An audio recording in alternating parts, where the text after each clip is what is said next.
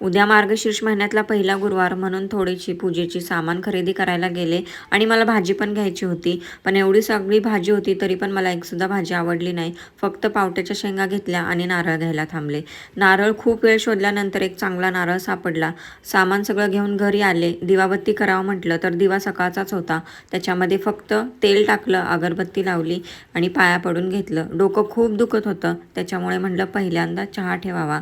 मस्त आल्याचा चहा ठेवला आणि चहा उकळीस्तोवर म्हटलं जे काय सामान आणलंय ते व्यवस्थित ठेवावं. आता मी भाजी तर आणायला गेले होते, पण भाजी मी काहीच आणली नाही. फक्त पावट्याच्या शेंगा आणल्या, पूजेचं सामान आणलं, 1 डझन केळी, पपई, ॲपल हेच सगळं घेऊन आले. भाजीच्या नावाने फक्त फ्रूट्स घेऊन आले आणि ते सगळं व्यवस्थित ठेवलं. पूजेच्या सामानामध्ये हार काय चांगला भेटला नाही म्हणून तो आणला नाही, मात्र गजरा आणला, कारण तो मला आवडतो घालायला. सगळ्या पिशव्या एकत्र करून बोचकं बांधलं आणि व्यवस्थित ठेवल्या कचरा टाकण्यासाठी. बाय.